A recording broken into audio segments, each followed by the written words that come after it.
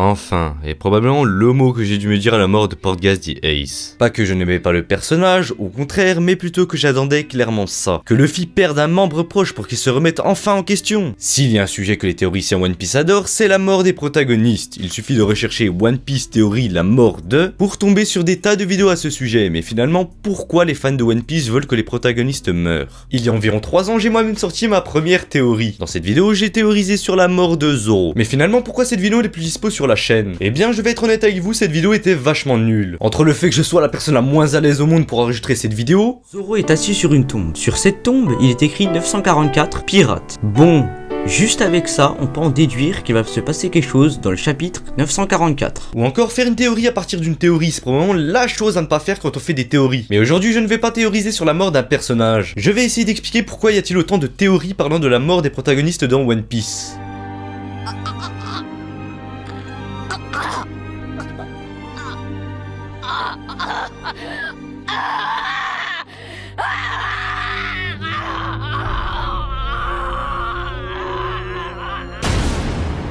Actuellement dans le manga nous avons 2 types de morts, les morts qui font partie du background et les morts qui ont eu lieu durant l'aventure de Luffy. Pour ce qui est des morts qui font partie du background, on va pas se mentir qu'elles sont majoritaires. Je peux citer le légendaire Goldie Roger qui est la première personne à être morte dans le manga. Il y a aussi Belle-Mère et Quina ou pas en fait, pas Quina parce que bon je sais pas, mourir dans les escaliers...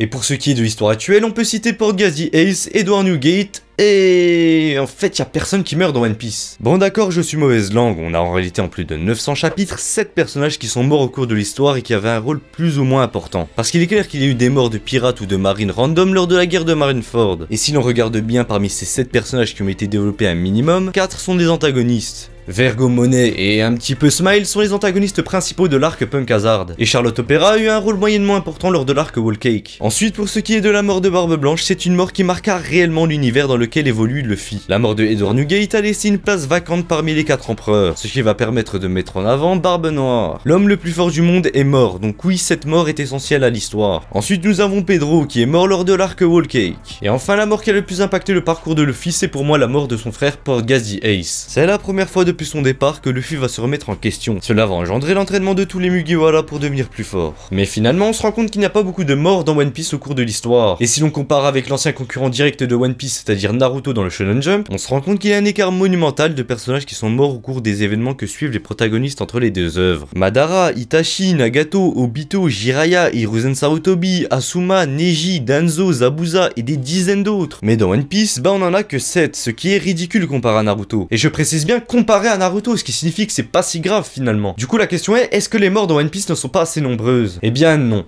Clairement non. Pour la simple et bonne raison que les morts qui font partie du background rattrapent un peu tout. Le but principal de faire mourir un personnage dans une œuvre est d'impacter les personnages ainsi que les lecteurs. En exemple tout simple, la mort de Belle-Mère. En plus d'être l'un des meilleurs personnages féminins de One Piece, après que l'on se soit un minimum attaché à elle, elle va mourir d'une façon très héroïque. Cette mort va impacter Nami et donc le scénario. Ce qui va suivre sa mort va nous faire comprendre pourquoi Nami a rejoint l'équipage d'Arlong, ainsi que son désir de racheter le village de Kokoyashi. Le peu d'attachement que l'on a eu envers Belle-Mère a suffi pour rendre cette mort très triste. Mais qu'en est-il de la mort des personnages durant l'aventure de Luffy? Eh bien soit on s'en fout, soit elles sont très violentes à encaisser. Parce que je vais pas vous mentir, mais j'ai pas ressenti spécialement de la joie ou de la tristesse en voyant la mort de Charlotte Opera, de Bonnet, de Vergo ou de Smile. Mais par contre pour la mort de Barbe Blanche et Ace, juste waouh. Pour la mort de Barbe Blanche, c'est un grand homme qui meurt, un ancien de l'époque de Goldie Roger, quelqu'un qui connaît beaucoup de secrets de ce monde, dont la signification du dé que Roger lui avait révélé. Et comme je l'ai dit tout à l'heure, sa mort va permettre de mettre en avant Marshall D. Teach, qui sera pour moi probablement le dernier obstacle que Luffy devra surmonter avant le One Piece. La mort de Ace a servi à ce que Luffy se remette en question, ce qui est une bonne chose scénaristiquement. D'ailleurs, c'était totalement logique, parce que depuis la fin de l'arc Sabondi, ça n'a été qu'une descente aux enfers pour Luffy. Parce que même après s'être fait exploser par Kuma et les pacifistas, Luffy ne s'est pas remis en question, mais allait se rendre dans le nouveau monde, ce qui aurait conduit potentiellement au même résultat que Moria, c'est-à-dire l'extermination de son équipage. Du coup, cette ellipse de 2 ans était extrêmement utile scénaristiquement. Mais du coup, pourquoi autant de personnes théorisent sur les morts des protagonistes? Pour moi, il y a 2 raisons qui poussent les théoriciens à aborder ce sujet-là. La première, parce que Luffy a besoin de se remettre en question. Oui, Luffy est plus fort que le second d'Ayonko. Même si on sait que dans One Piece, dire ce genre de choses, ça c'est compliqué vu que cela dépend des capacités des antagonistes. Luffy n'a pas battu Katakuri de la même façon qu'il a battu Crocodile ou Doflamingo. Mais on va être honnête tout de suite, Luffy n'a pas le niveau d'Ayonko. Parce qu'il ne faut pas venir me dire que Luffy qui arrive à battre de peu, mais qui arrive quand même à le battre, Katakuri va réussir à battre Ayonko. On a eu d'ailleurs la preuve avec le one-shot que lui a mis Kaido lors du chapitre 923. Du coup, personnellement, je pense que la mort d'Mugiwara est imminente. Enfin, imminente à l'échelle d'Oda, quoi, c'est-à-dire d'ici 2-3 ans. Après, si ce n'est pas Mugiwara, ce sera une personne très proche de Luffy. Et la deuxième raison, l'univers du manga. One Piece est un univers de pirates. Oda, dans son œuvre, parle déjà de beaucoup de thèmes, dont celui de la mort. Mais finalement, on se rend compte de l'invincibilité des personnages durant l'histoire. Parce que si on fait un parallèle avec l'aventure de Goldie Roger et celle de Luffy, je doute que durant le voyage de Goldie Roger, ce dernier ne perdit aucun de ses Nakama. Alors qu'il a voyagé pendant plus ou moins longtemps, c'est limite logique. Surtout que l'on se rend compte que dans ce monde, il se passe des choses horribles. Mais Luffy et son équipage ne l'ont jamais subi directement. Voilà pourquoi je pense qu'il y a autant de théories parlant de la mort des protagonistes dans One Piece.